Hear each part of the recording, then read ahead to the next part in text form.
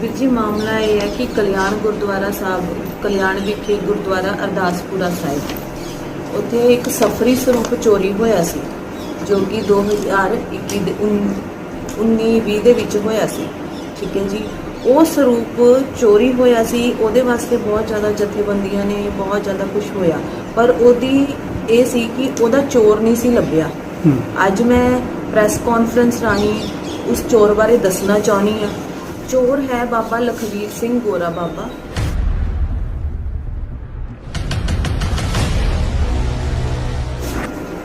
जो कि मेरा सौरा साहब, मेरा पति सुखविंदर सिंह उर्फ लाली, मेरी सस मनजीत कौर, ये तीन जने चोर।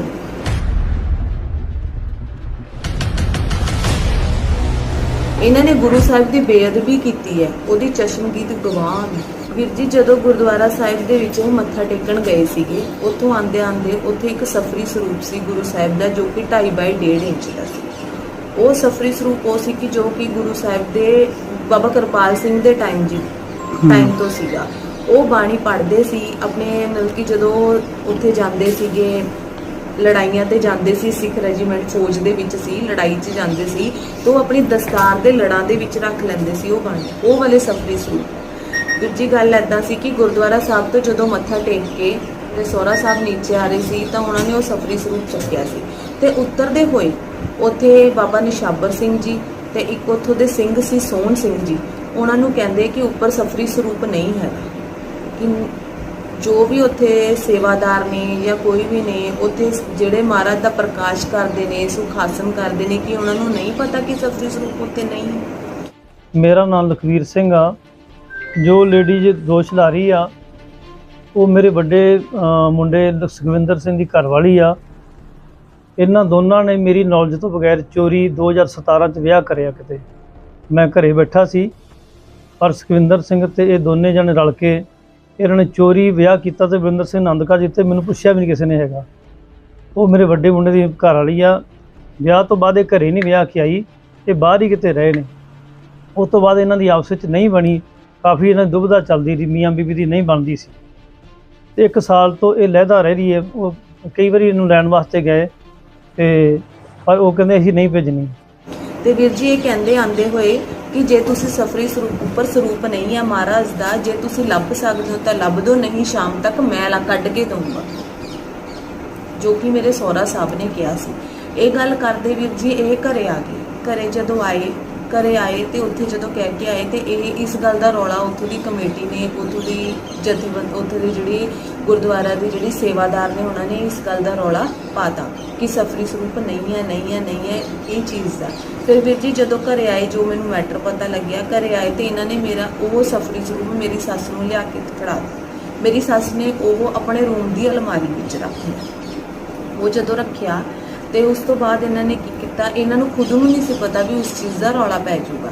इन्होंने वीर जी रात के 11 बजे तो उधरों मेरे पति तो मेरी सस तो मेरी दरानी, ये तीनों जाने मतलब कि रात में ही 11 बजे गुरदासपुर लिए रवाना हो गए। उतों इन्होंने वो स्वरूप उत्थे रख के आंदा या की किया, मैं इस गल का चर्चा इस वास्ते मैं अपने सौरा साहब नाल कीती।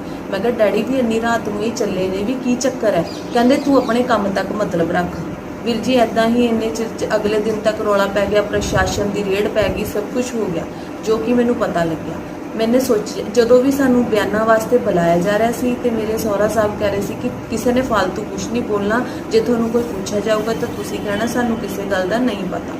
वीर जी ये चलता रहा। मेरा शक कदों क्लीयर होया जदों इन्हें कोविड का करोना जो कि वायरस चल रहा है जिदे करके सारा पंजाब बंद सी, सब कुछ बंद सी, सारा देश बंद सी, उदों मेरा शक क्लीयर हो गया कि ये चीज़ इन्हां दी कीती हुई है।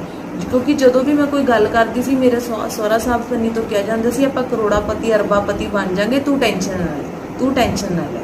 मैं सोची जाती सी भी पता नहीं की चक्कर है, की गल है। उस तो बाद इन्होंने की किया वीर जी, एक दिन ये उतों मेरे जड़े मेरी सस सी, मेरा पति सी सुखविंदर सिंह, ये गुरदासपुर तो आए, यानी कि मेरी जी दरानी सी उन्होंने लैके वापस। जो मसला बिल्कुल ठंडा हो गया, बिल्कुल शांत हो गया कि कोई प्रशासन नहीं सी बुला रहा, कोई कुछ नहीं सी कर रहा, इन्होंने प्रशासन तो बचने वास्ते की किया सी, कोविड दी झूठियां रिपोर्टां भी बनवाईयां सी। ਇਹਨਾਂ ਨੇ ਘਰੋਂ ਕਈ ਮਤਲਬ ਕਿ ਸਾਨੂੰ ਇਹ ਵੀ ਸੀ ਕਿ ਸਾਨੂੰ ਘਰੋਂ ਕਿਤੇ ਹੋਰ ਵੀ ਭੇਜਤਾ ਸੀ ਕਿ ਤੁਸੀਂ ਰਿਸ਼ਤੇਦਾਰੀ 'ਚ ਚਲੇ ਜਾਓ ਜਾਂ ਤੁਸੀਂ ਘੁੰਮਣ ਚਲੇ ਜਾਓ ਤਾਂ ਕਿ ਸਾਡੇ ਤੋਂ ਕੋਈ ਪੁੱਛ-ਗਿੱਛ ਨਾ ਹੋ ਉਹ ਸਕੇ। ਸਾਰੇ ਦੋਸ਼ ਬੇਬੁਨਿਆਦ ਨੇ। ਮੈਂ ਬੇਨਤੀ ਕਰਦਾ ਵੀ ਜੇ ਮੈਂ ਇਹਨੂੰ ਧੀ ਬਣਾ ਕੇ ਰੱਖਿਆ, ਜੇ ਇਹਨੂੰ ਉਦਣ ਸੀ ਵੀ ਮੇਰਾ ਬਾਪ ਦੋਸ਼ੀ ਆ ਤਾਂ 2 ਸਾਲ ਜਦੋਂ ਅਸੀਂ ਸਭ ਬਿਆਨ ਦੇਣ ਜਾਂਦੇ ਸੀ ਤਾਂ ਉਦੋਂ ਹੀ ਸਾਰਾ ਕੁਝ ਪ੍ਰਗਟ ਕਰ ਦਿੰਦੀ ਤੇ ਲਖਵੀਰ ਸਿੰਘ ਦੀ ਉਹਨੂੰ ਖੇਡ ਖਤਮ ਹੋ ਜਾਂਦੀ, ਨਾਲੇ ਸੱਚ ਸਾਹਮਣੇ ਆ ਜਾਂਦਾ। 2 ਸਾਲ ਜਦੋਂ ਇਹ ਸਾਡੇ ਨਾਲ ਜਾ ਕੇ ਬਿਆਨ ਦਿੰਦੀ, ਸਾਡੇ ਹੱਕ 'ਚ ਬੋਲਦੀ ਰਹੀ ਹੈ ਤੇ ਇੱਕ ਬੋਲਦੀ ਵੀ ਕਰੋਨਾ ਦੀਆਂ ਰਿਪੋਰਟਾਂ ਵੀ ਗਲਤ ਕਰਾਈਆਂ ਨੇ, ਝੂਠੀਆਂ ਕਰਾਈਆਂ। ਆਪ ਤਾਂ ਆਪਣੇ ਘਰ ਨੂੰ ਨਾਲ ਲੈ ਕੇ ਮੇਰੀ ਵਾਈਫ ਨਾਲ ਤੇ ਮੈਨੂੰ ਚੰਡੀਗੜ੍ਹ ਦਾਖਲ ਕਰਾ ਕੇ ਆਏ ਨੇ IV ਹਸਪਤਾਲ ਦੇ ਵਿੱਚ। ਸਰੂਪ ਵੀਰ ਜੀ ਇਹਨਾਂ ਨੇ ਘਰ ਹੀ ਲਿਆ ਕੇ ਰੱਖਿਆ ਸੀ। ਜਦੋਂ ਇਹ ਚਲੇ ਗਏ, ਜਦੋਂ ਇਹ ਥੋੜੇ ਦਿਨ ਬਾਅਦ ਫੇਰ ਆਏ ਸੀ ਨਾ ਸਰੂਪ ਲੈ ਕੇ, ਇਹਨਾਂ ਨੇ ਪਹਿਲਾਂ ਲੁਕੋਤਾ ਸੀ। ਪਹਿਲਾਂ ਜਦੋਂ ਬਾਬਾ ਜੀ ਉੱਥੋਂ ਆਏ ਸੀ ਕਲਿਆਣ ਗੁਰਦੁਆਰਾ ਸਾਹਿਬ ਤੋਂ, ਇਹਨਾਂ ਨੇ ਸਰੂਪ ਘਰੇ ਆ ਕੇ ਮੇਰੀ ਸੱਸ ਨੂੰ ਫੜਾਇਆ, ਉਹਨੇ ਆਪਣੀ ਅਲਮਾਰੀ 'ਚ ਰੱਖਿਆ। ਇਹਨਾਂ ਨੂੰ ਨਹੀਂ ਪਤਾ ਸੀ, ਇਹਨਾਂ ਨੂੰ ਇਹ ਸੀ ਕਿ ਜਦੋਂ ਨਹੀਂ ਉਹਨਾਂ ਨੂੰ ਨਹੀਂ ਲੱਭੂਗਾ ਵੀ ਮੈਂ ਲੱਭ ਕੇ ਉੱਥੇ ਵੀ ਮੈਂ ਉੱਥੇ ਰੱਖ ਦੂੰਗਾ ਜਾ ਕੇ, ਵੀ ਮੇਰਾ ਨਾਂ ਹੋ ਜਾਊਗਾ, ਵੀ ਇਹਨਾਂ ਨੂੰ ਲੱਗੂਗਾ ਵੀ ਹਾਂ ਇਹ ਬਾਬੇ ਗੋਰੇ ਨੇ ਲੱਭਤਾ, ਵੀ ਹਾਂ ਸਭ ਕੁਝ। ਕਿਉਂਕਿ ਇਹਨਾਂ ਨੇ ਇਹ ਕੰਮ ਤਾਂ ਕੀਤਾ ਸੀ, ਇਹ ਗੁਰਦੁਆਰਾ ਸਾਹਿਬ ਦੀ ਗੱਦੀ ਲੈਣਾ ਚਾਹੁੰਦੇ ਸੀ, ਇਸ ਕਰਕੇ ਕੀਤਾ ਸੀ। ਉਸ ਤੋਂ ਬਾਅਦ ਵੀਰ ਜੀ ਜਦੋਂ ਮਸਲਾ ਠੰਡਾ ਹੋ ਗਿਆ ਤੇ ਇਹ ਸਰੂਪ ਲਿਆਂਦਾ ਗਿਆ ਵਾਪਸ ਜਿੱਥੇ ਇਹਨਾਂ ਨੇ ਲੁਕੋਇਆ ਸੀ ਲਿਜਾ ਕੇ। ਉੱਥੋਂ ਜਦੋਂ ਵਾਪਸ ਲਿਆਂਦਾ ਗਿਆ, ਮੇਰੇ ਪਤੀ ਨੂੰ ਮੇਰੀ ਸੱਸ ਨੇ ਫੜਾਇਆ, ਜੋ ਕਿ ਇੱਕ ਗਿਫਟ ਰੈਪ ਹੁੰਦਾ ਹੈ। ਗਿਫਟ ਰੈਪ ਦੇ ਵਿੱਚ ਮੇਰੇ ਪਤੀ ਨੇ ਉਹ ਲਪੇਟ ਲਿਆ, ਲਪੇਟ ਕੇ ਮੇਰੇ ਕਮਰੇ ਦੀ ਅਲਮਾਰੀ ਦੇ ਵਿੱਚ ਰੱਖਿਆ, ਜੋ ਕਿ ਲੋਕਰ ਸੀ। ਠੀਕ ਹੈ ਜੀ, ਅਲਮਾਰੀ ਸਾਰੀ ਖੁੱਲੀ ਸੀ ਤੇ ਲੋਕਰ ਦੇ ਵਿੱਚ ਉਹ ਰੱਖਿਆ ਸੀ।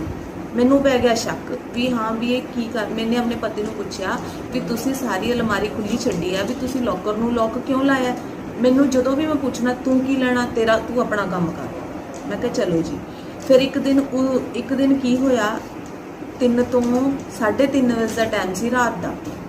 ਮੇਰੀ ਸੱਸ ਨੇ ਮੇਰੇ ਪਤੀ ਨੂੰ ਬੁਲਾਇਆ, ਮੈਂ ਨਹੀਂ ਉੱਠੀ ਤੇ ਮੈਨੂੰ ਲੱਗਿਆ ਵੀ ਚਲੋ ਘਰ ਦੇ ਵਿੱਚ ਕੋਈ ਬਿਮਾਰੀ ਠਮਾਰੀ ਹੁੰਦੀ ਹੈ ਵੀ ਤਾਂ ਕਰਕੇ ਬੁਲਾਇਆ। ਮੇਰੇ ਪਤੀ ਉੱਠ ਕੇ ਗਏ ਬਾਹਰ ਜਦੋਂ ਗਏ ਤੇ ਥੋੜੀ ਦੇਰ ਬਾਅਦ ਮੇਰੇ ਪਤੀ ਆਏ ਅੰਦਰ, ਬਿਲਕੁਲ ਦਬਮੇ ਪੈਰਾਂ ਨਾਲ ਆ ਕੇ ਉਹਨਾਂ ਨੇ ਅਲਮਾਰੀ ਖੋਲੀ। ਅਲਮਾਰੀ ਲੱਕੜ ਦੀ ਸੀ, ਜੇ ਲੋਹੇ ਦੀ ਹੁੰਦੀ ਤਾਂ ਆਵਾਜ਼ ਕਰਦੀ। ਲੱਕੜ ਦੀ ਅਲਮਾਰੀ ਸੀ ਤੇ ਮੈंने ਦੇਖਿਆ ਤੇ ਉਹਨਾਂ ਨੇ ਲੋਕਰ ਖੋਲਿਆ ਆਰਾਮ ਨਾਲ। ਮੈਨੂੰ ਚਾਬੀ ਦੀ ਆਵਾਜ਼ ਸੁਣਾਈ ਦਿੱਤੀ ਜਦੋਂ ਲੋਕਰ ਖੋਲਿਆ। ਲੋਕਰ ਖੋਲ ਕੇ ਵੀਰ ਜੀ ਉਹਨਾਂ ਦੇ ਝੱਗੀ ਪਾਈ ਹੋਈ ਸੀ, ਉਹਨਾਂ ਨੇ ਉਸ ਗੀਜੇ 'ਚ ਪਾ ਲਿਆ।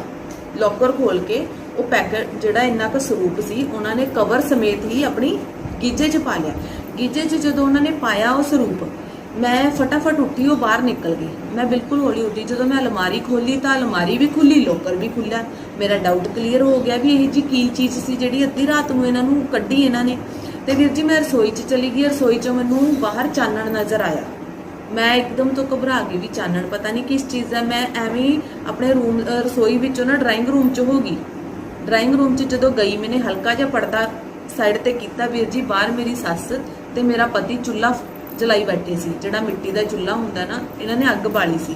ਮੈਂ ਸੋਚਿਆ ਵੀ ਇਸ ਟਾਈਮ ਕਿਹੜੀ ਅੱਗ ਬਾਲ ਰਹੇ ਨੇ, ਵੀ ਹੁਣ ਤਾਂ ਕੋਈ ਮੌਸਮ ਵੀ ਇਦਾਂ ਦਾ ਨਹੀਂ ਹੈਗਾ ਜਾਂ ਫਿਰ ਇਹ ਸਮਾਂ ਵੀ ਨਹੀਂ 3 ਤੋਂ 3:30 ਵਜੇ ਦਾ ਕਿਹੜਾ ਟਾਈਮ ਹੁੰਦਾ ਚੁੱਲ੍ਹਾ ਬਾਲਣ ਦਾ ਜਦੋਂ ਆਪਣੇ ਘਰੇ ਗੈਸ ਨਹੀਂ।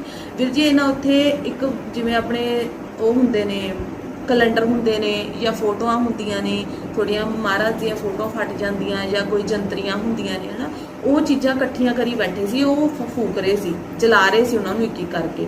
ਇੰਨੇ 'ਚ ਜਦੋਂ ਮੈंने ਪਰਦਾ ਹਟਾ ਕੇ ਦੇਖਿਆ, ਮੈਂ ਸੋਚਿਆ, ਮੈਂ ਕਿਹਾ ਪਤਾ ਨਹੀਂ ਕਿ ਜਦੋਂ ਮੈਂ ਜਾਣ ਲੱਗੀ ਮੇਰੇ ਪਤੀ ਨੇ ਨਾ ਇੱਕਦਮ ਤੋਂ ਆਪਣੀ ਗੀਜੇ 'ਚ ਉਹ ਚੀਜ਼ ਕੱਢੀ, ਪੈਕਿੰਗ ਸਮੇਤ ਚੁੱਲ੍ਹੇ ਦੇ ਵਿੱਚ ਦੇ ਦਿੱਤੀ। ਮੈਨੂੰ ਇੱਕਦਮ ਮੇਰੇ ਪੈਰਾਂ ਤਲੇ ਤੋਂ ਜ਼ਮੀਨ ਨਿਕਲ ਗਈ ਕਿ ਇਹਦਾ ਮਤਲਬ ਮੈਨੂੰ ਉਸ ਟਾਈਮ ਮੇਰਾ ਦਿਮਾਗ ਇਹ ਹੋ ਗਿਆ ਵੀ ਇਹਨਾਂ ਨੇ ਸਰੂਪ, ਇਹਦਾ ਮਤਲਬ ਇਹ ਸਰੂਪ ਸੀਗਾ ਜਿਹੜਾ ਇਹਨਾਂ ਨੇ ਗੁਰੂ ਮਹਾਰਾਜ ਦਾ ਲੋਕਰ ਦੇ ਵਿੱਚ ਰੱਖਿਆ ਸੀ, ਜੋ ਚੋਰੀ ਹੋਇਆ ਸੀ ਇਹਨਾਂ ਨੇ ਚੋਰੀ ਕੀਤਾ ਸੀ। ਤਾਂ ਹੀ ਮੇਰੇ ਸਹੁਰਾ ਸਾਹਿਬ ਕਹਿ ਰਹੇ ਸੀ ਵੀ ਹਾਂ ਆਪਾਂ ਅਰਬਾਪਤੀ ਕਰੋੜਾਪਤੀ ਬਣ ਜਾਗੇ। ਵੀਰ ਜੀ ਇਸ ਗੱਲ ਦੀ ਮੇਰੇ ਹੱਥ 'ਚ ਫੋਨ ਸੀਗਾ। ਮੈंने ਜਦੋਂ ਮੇਰੇ ਫੋਨ ਦੀ ਨਾ ਫਲੈਸ਼ ਲਾਈਟ ਔਨ ਸੀ, ਜੋ ਕਿ ਮੇਰੇ ਨਹੀਂ ਧਿਆਨ 'ਚ ਸੀ, ਜਦੋਂ ਉਹਦੇ ਵਿੱਚ ਮੈंने ਫੋਟੋ ਵੀ ਖਿੱਚ ਲਈ ਸੀਗੀ, ਫੋਟੋ ਵੀ ਖਿੱਚੀ। ਉਹ ਕੁਦਰਤੀ ਫਲੈਸ਼ ਲਾਈਟ ਔਨ ਹੋਣ ਕਰਕੇ ਉਹ ਸ਼ੀਸ਼ੇ ਵਿੱਚ ਦੀ ਬਾਹਰ ਮੇਰੇ ਪਤੀ ਨੂੰ ਤੇ ਮੇਰੀ ਸੱਸ ਨੂੰ ਦਿਖ ਗਈ।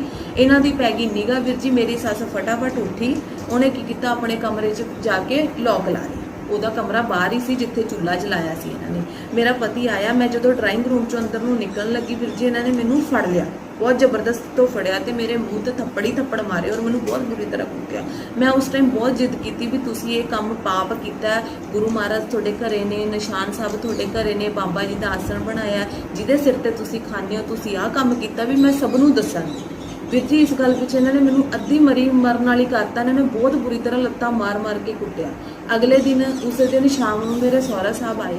ਮੈਨੇ ਇਹ ਗੱਲ ਪਿੱਛੇ ਨਾ ਮੇਰੇ ਸਹੁਰਾ ਸਾਹਿਬ ਕਹਿੰਦੇ ਕਿ ਮੈਨੂੰ ਬਹੁਤ ਗੁੱਸਾ ਸੀ ਕਿ ਮੈਂ ਗੱਲ ਕਿਹਦੇ ਨਾਲ ਕਰਾਂ, ਕਿਉਂਕਿ ਜਿਹੜਾ ਫੋਨ ਸੀ ਜਿਹਦੇ ਵਿੱਚ ਮੈਂ ਫੋਟੋ ਖਿੱਚੀ ਸੀ, ਮੇਰੇ ਪਤੀ ਨੂੰ ਪਤਾ ਲੱਗ ਗਿਆ ਨੇ ਫੋਟੋ ਖਿੱਚੀ ਆ, ਉਹ ਫੋਨ ਖੋਲ ਕੇ ਤੋੜ ਕੇ ਚੁੱਲ੍ਹੇ ਦੇ ਵਿੱਚ ਉਹ ਵੀ ਦੇਤਾ, ਜੇ ਕਿ ਮੈਂ ਕਿਸੇ ਨੂੰ ਦੱਸ ਵੀ ਨਹੀਂ ਸਕਦੀ ਸੀ। ਮੈਂ ਇੰਨੀ ਬੇਬਸ ਹੋ ਗਈ ਸੀ ਕਿ ਮੈਂ ਆਪਣੇ ਘਰਦਿਆਂ ਨਾਲ ਵੀ ਕੰਟੈਕਟ ਨਹੀਂ ਸੀ ਕਰ ਸਕਦੀ। ਮੈਨੂੰ ਇੰਨੀ ਬੁਰੀ ਤਰ੍ਹਾਂ ਕੁੱਟਿਆ।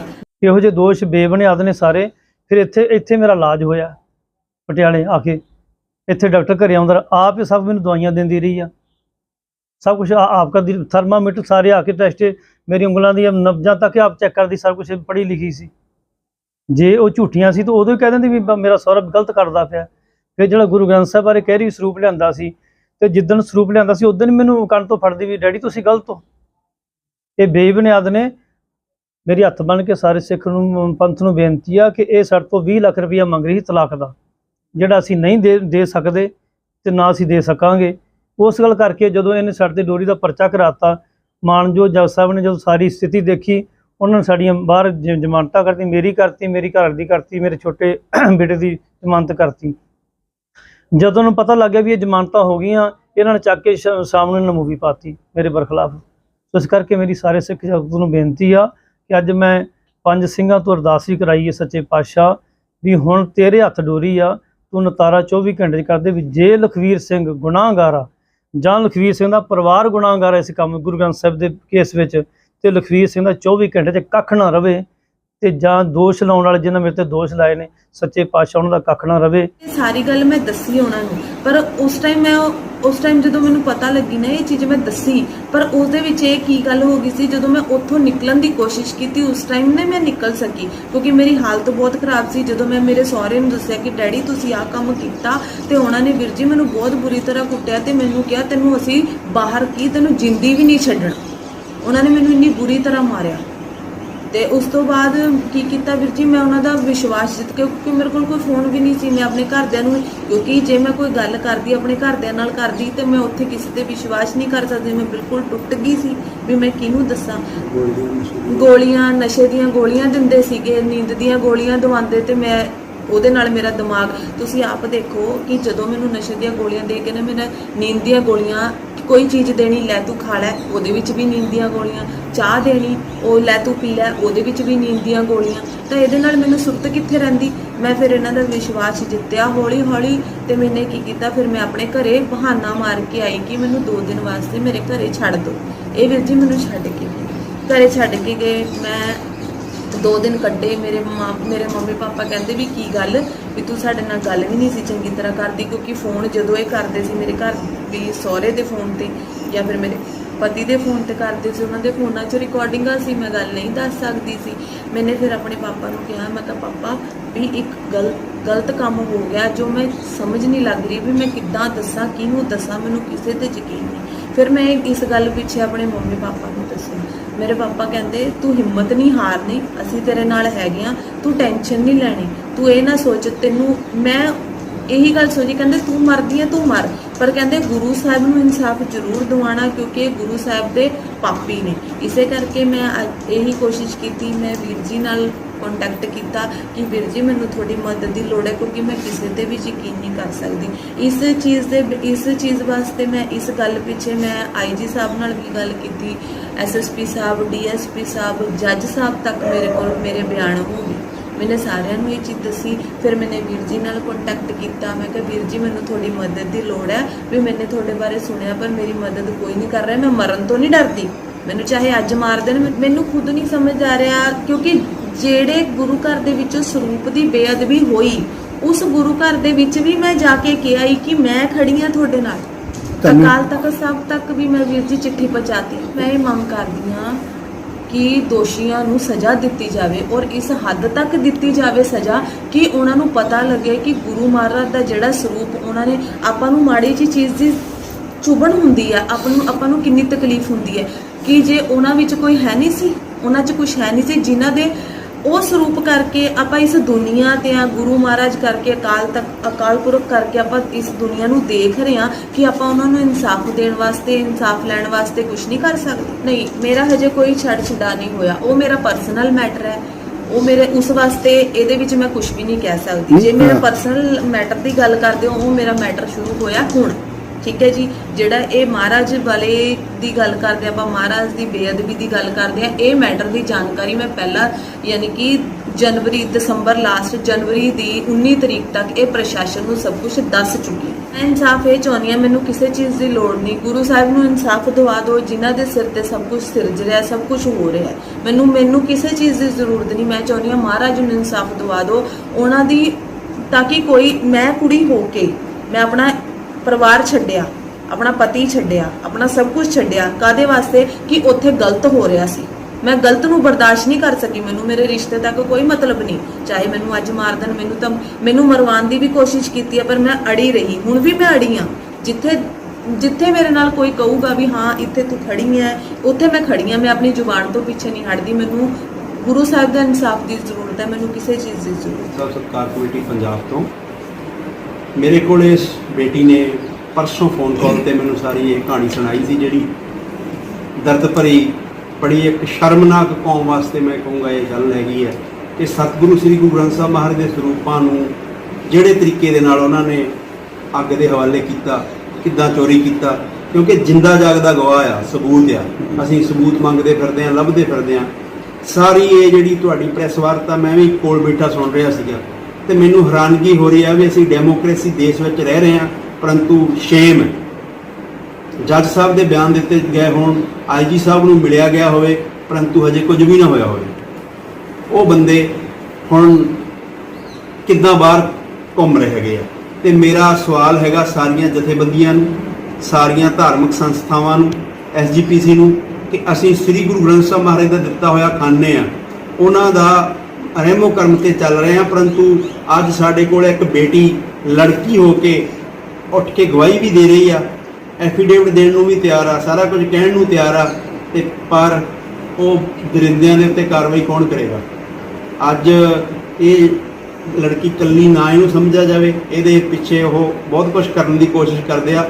ਸੰਸਥਾ ਸ੍ਰੀ ਗੁਰੂ ਗ੍ਰੰਥ ਸਾਹਿਬ ਸਤਿਕਾਰ ਕਮੇਟੀ ਇਹਦੇ ਨਾਲ ਹੈਗੀ ਆ, ਔਰ ਅਸੀਂ ਮੌਜੂਦਾ ਸਰਕਾਰ ਕੋਲੋਂ ਮੰਗ ਕਰਦੇ ਹਾਂ ਵੀ ਗ੍ਰਹਿ ਵਿਭਾਗ ਜਿਹੜਾ ਸਰਦਾਰ ਭਗਵੰਤ ਸਿੰਘ ਮਾਨ ਹੋਣਾ ਕੋਲ ਹੈਗਾ, ਸਮਾਂ ਰਹਿੰਦਿਆਂ ਉਹ ਇਸ ਜਿਹੜੀ ਕੌਮ ਦੇ ਉੱਤੇ ਬਹੁਤ ਵੱਡੀ ਤਰਾਸਦੀ ਹੈ ਕਿ ਸਫੀ ਸਰੂਪ, ਬੜੀ ਲੰਬੀ ਚੌੜੀ ਗੱਲ ਚੱਲੀ ਸੀ, ਕੈਪਟਨ ਸਾਹਿਬ ਵੇਲੇ ਵੀ ਗੱਲ ਹੋਈ ਸੀ, ਬੜਾ ਵੱਡਾ ਇੱਥੇ ਐਜੀਟੇਸ਼ਨ ਵੀ ਹੋਇਆ ਸੀ, ਕੁਝ ਨਹੀਂ ਹੋਇਆ।